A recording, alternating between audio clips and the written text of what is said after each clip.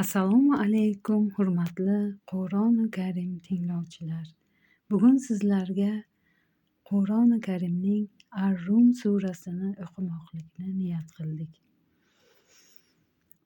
A'udhu billahi minash shaytonir rajim. Bismillahirrohmanirrohim. Alif lam mim. Rum mag'lub bo'ldi. Yaqin yerda va ular mag'lubiyatlaridan keyin tezda g'olib bo'lajaklar. Sanoqli yillarda, undan oldin ham, keyin ham barcha ish Allohdandir. O'sha kunda mo'minlar shodlanurlar. Allohning nusratidan u xohlaganiga nusrat berur va u azizu rohimdir. Fors va Rum davlatlari orasidagi qirg'inbarot urush natijalaridan keyin bunday gaplarni Alloh taolo aytmasa, odam bolasi jur'at qilib ayta olmas edi.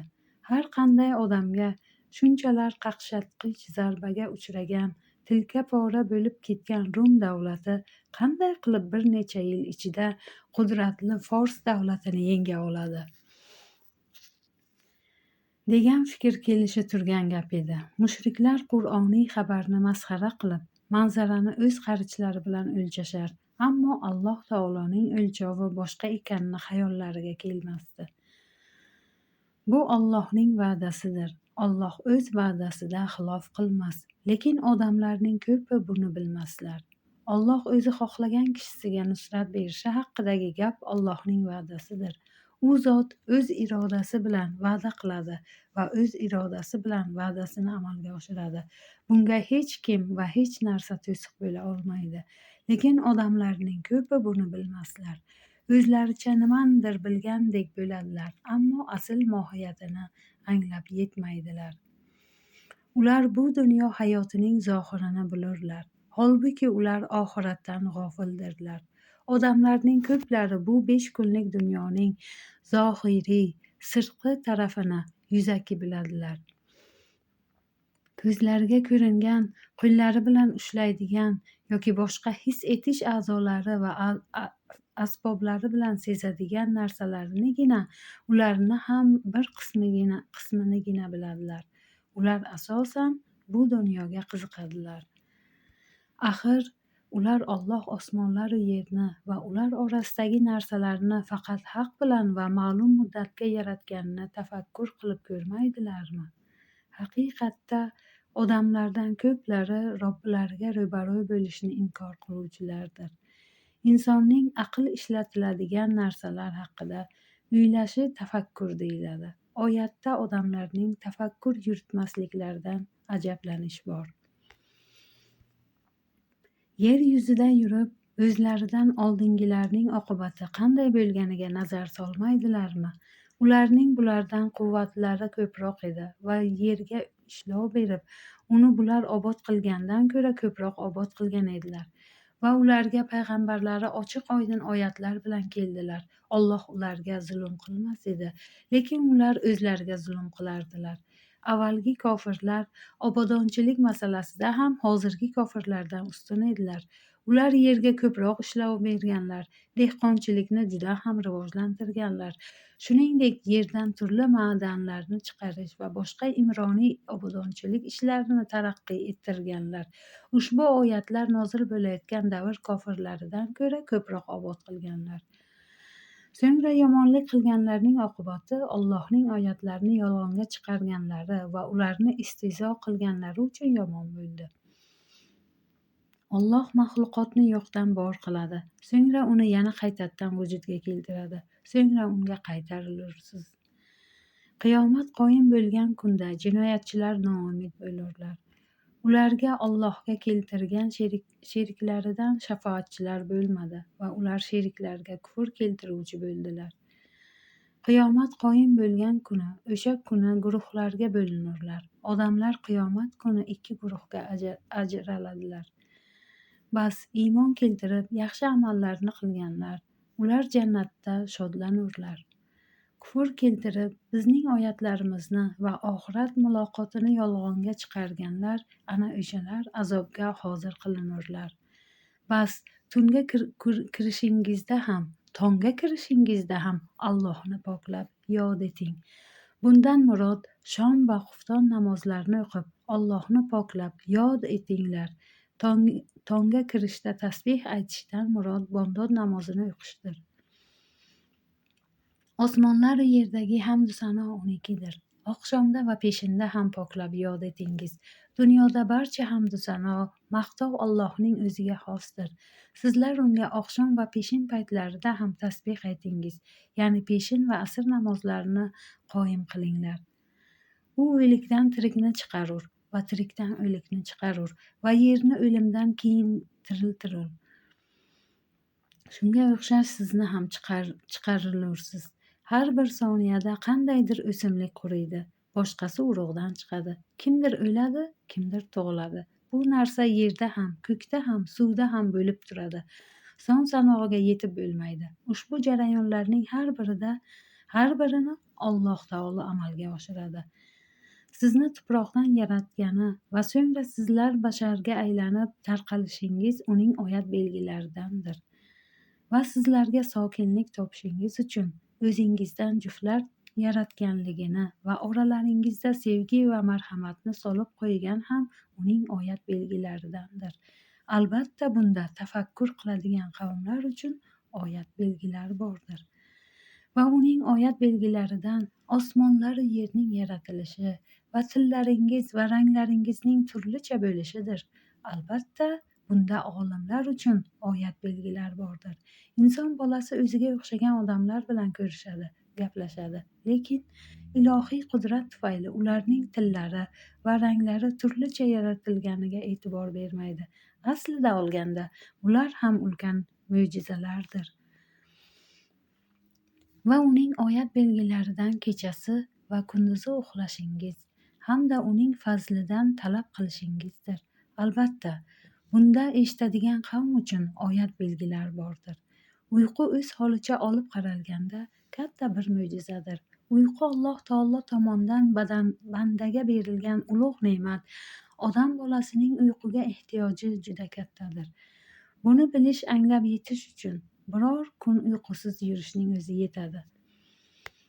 Va uning oyatlaridan sizga qo'rquv va umid uchqun chaqmoqni ko'rsatdi va osmondan suvni nozil qiladi-da, u bilan yerni o'lgandan keyin tiriltiradi. Albatta bunda aql yuritadigan qavm uchun oyat belgilar bordir. Olimlar kashf qilishlaricha, chaqmoq chaqqanda havoni kuydirib o'simliklar uchun o'ta foydali o'g'it azot paydo bo'lar ekan. Ana o'sha modda yomg'ir ila yerga tushib o'simliklarning o'sishiga, hosil berishiga omillar bo'lar ekan. Demak, xavf va umid chaqmoqqa bog'liq ekan. Uning oyat belgilaridan osmonlar va yer uning amri ila turishidir. So'ngra sizlarni bir bor chaqirsa, yerdan hammangiz birdan chiqarsizlar. Osmonlar va yerdagi kimsalar unga xosdir. Barchalari unga itoat qilguvchilardir. U maxluqotni yo'qdan bor qiladir. So'ngra uni yana qaytadan vujudga keltiradir. Bu unga juda osondir. Osmonlar va yerdagi eng oliy vasf unikidir. U aziz va hakim zotdir. U sizga o'zingizdan misol keltirdi. Sizlarning qo'lingizdagi qullaringizdan biz sizga rizq qilib bergan narsa sheriklaringiz bor-u, sizlar u rizqdan teng bo'lib, ular haqida ham o'zingizdan haqqingizni qo'rqqaningizdek qo'rqasizmi? Aql yuritadigan qavmlar uchun oyatlarni ana shunday mufassil qilib berurmiz. Biz rizq qilib bergan ne'matga qulingiz ham sizga sherik bo'lishini xohlaysizmi? Yo'q. U qulni mazkur mol-u mulkingizning bir qismi hisoblaysiz. Uning mol-mulkingizdan chiqib ketishini ham xohlamaysiz. Alloh bergan rizqqa o'z qulingiz sherik bo'lishini xohlamas ekansiz. Qanday qilib Allohga uning o'zi yaratgan maxluqotlarini sheriklikka ravo ko'rasiz? Sherik bo'lish oson bo'libdimi? Siz o'z haqqingiz zoyi bo'lishidan qo'rqqaningiz kabi, uning haqqi zoyi ketishidan ham qo'rqishingiz mumkinmi? Hech mumkin emas. Shunday ekan, nima uchun Alloh taolo uning o'zi yaratgan maxluqotlarini sherik qilasiz? Ushbu tafsilotlarda to'g'ri tushungan odamlar Allohga shirk keltirishning asosiy sababini anglab oladilar. Yo'q, Zulm qilganlar ilmsiz ravishda havoyi nafslariga ergashdilar xolos. Alloh zalolatga solgan kimsani kim hidoyatga sola olardi? Va oxiratda ularga nusrat berguvchilar bo'lmas. Bas, sen haqqa moyil bo'lib, dinga yuz tut. Bu Alloh odamlarni yaratgan asl tabiatdir. Allohning yaratganini o'zgartirib bo'lmas. Ushbu to'g'ri dindir, lekin odamlarning ko'pi bilmaslar. Mushrik, kofir va boshqalar havoyi nafsga ergashib o'zlarinikini ma'qullayveradi. Ularning barini e'tiborsiz qoldirib, haq dinga yuzlan. Alloh odamlarning asl tabiatlariga, islomni, yagona Allohga iymon keltirishni joylagan. Allohga shirk keltirish esa insonning asl tabiatiga zid bo'lib, ilmsizlik va havoyi nafsga ergashish oqibatida paydo bo'ladi. Har bir narsada unga qaytguvchi bo'laroq, u zotga taqvo qiling, namozni to'kis ado eting va mushriklardan bo'lmang. Dinlarida tafriqaga tushgan, guruh bo'lib olib, har bir firqa o'z oldidagi narsadan shod bo'lganlardan bo'lmang. Mushriklarning bir ma'nosi Allohga sherik keltirish bo'lsa-da, dunyoda mushriklardan ko'p narsa bo'lmasa kerak. Chunki mushriklar dinlarida firqalanib ketgan. Alloh taolo musulmonlarni shular kabi tafriqaga tushmaslikka amr qilmoqda. Qachon odamlarga zarar yetsa, Robbilarining o'zigagina qaytib duo qilurlar. So'ngra u zot ularga o'zidan rahmat tottirganida ko'ribsanki, ulardan ba'zi guruhlar Robbilariga shirk keltirurlar. Biz ularga bergan narsaga kufr keltiraversinlar. Bas, huzurlanavering, yaqinda bilasizlar. Yoki biz ularga osmondan hujjat tushirganmiz-u, u hujjat u zotga shirk keltirgan narsa joizligi haqida so'zlaydilarmi? Va qachon odamlarga rahmatni tottirsak, undan shod bo'lurlar. Agar ularga o'z qo'llari taqdim qilgan narsa tufayli yomonlik yetsa, darhol umidsizlikka tushurlar. Ular Alloh o'zi xohlagan kishisiga rizqni keng yoki tor qilishni bilmaydilarmi? Albatta, bunday iymon keltiradigan qavm uchun oyat belgilar bordir. Bas, qarindoshga, miskinga va yo'l o'g'liga haqqini ber. Ana shu Allohning yuzini iroda qilganlar uchun xayrlidir va ana o'shalar najot topguvchilardir. Rizq berish Alloh taoloning qo'lida bo'lgach, rizqning kamayib qolishidan qo'rqmay, qarindosh urug'larga, miskinlarga va safari tufayli muhtojlikka tushib, yo'lda qolganlarga haqlarini ber. Xayr sadaqa qil. Sening qo'lingdagi rizqi ro'zda ularning ham haqlari borligini unutma.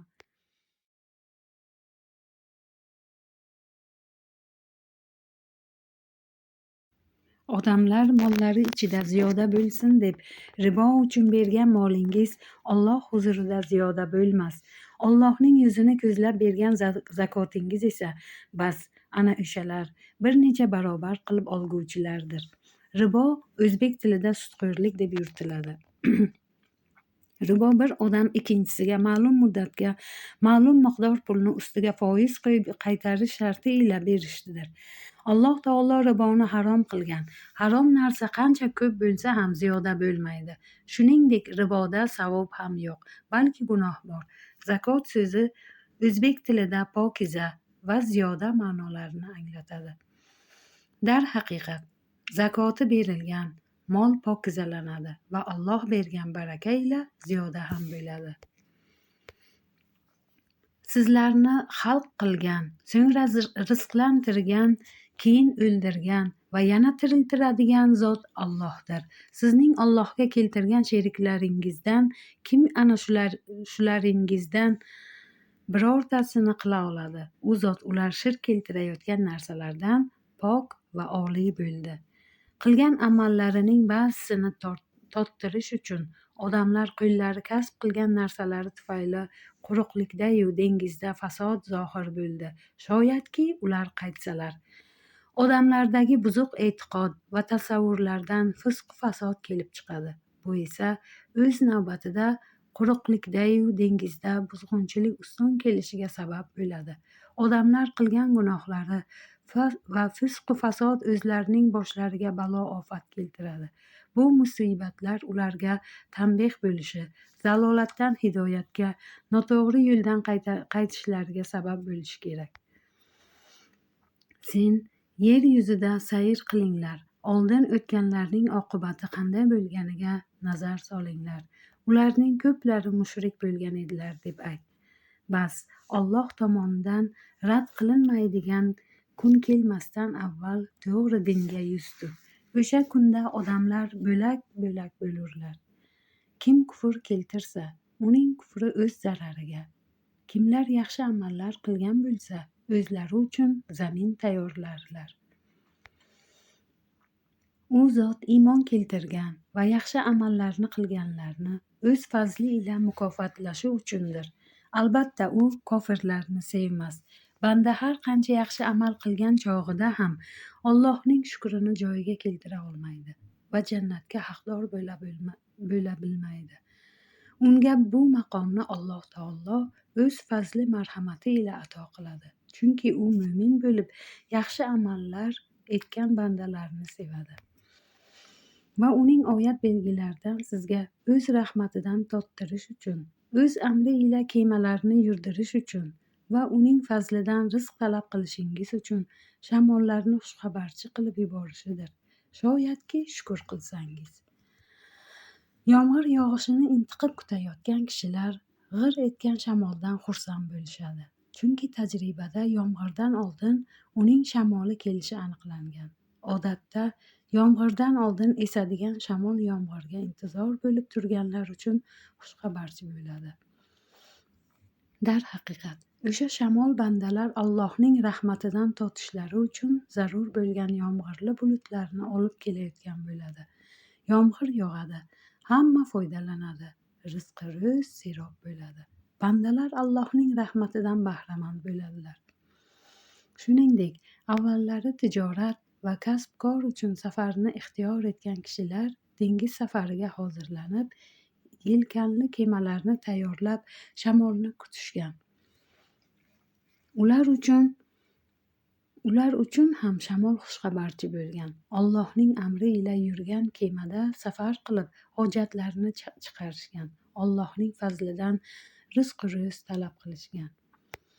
Batahqiq, biz sendan oldin ham payg'ambarlarni qavmlariga yubordik. Bas, ular qavmlariga ochiq-oydin hujjatlar keltirganlar.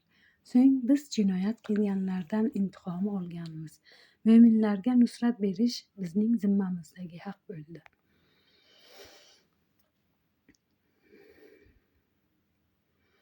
Mo'minlarga nusrat berish bizning zimmamizdagi haq bo'lgan. Alloh shunday zotki, shamollarni yuborib, ular ila bulutni qo'zg'atar va u bulutni osmonda o'zi xohlaganicha yo'yar va bo'lak-bo'lak qilar. Bas, uning orasida yomg'ir chiqayotganini ko'rasan.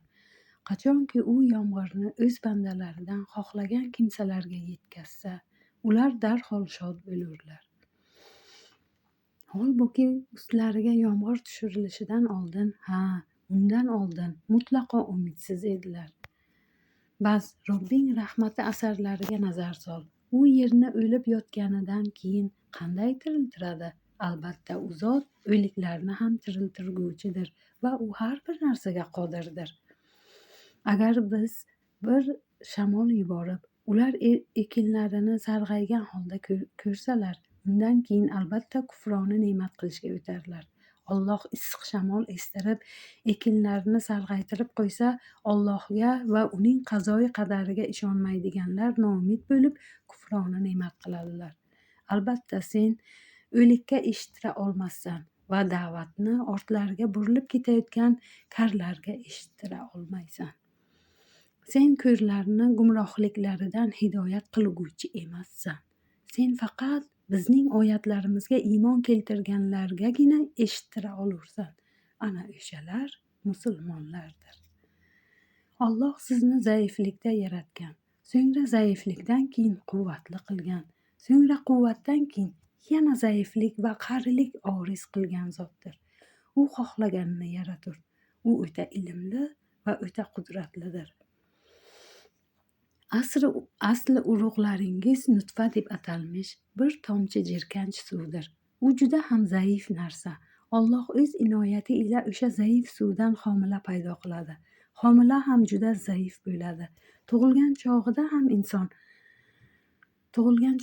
ham inson bolasi eng zaif bola bo'ladi. Uzoq yillar o'zi mustaqil ravishda biror ish qila olmaydi.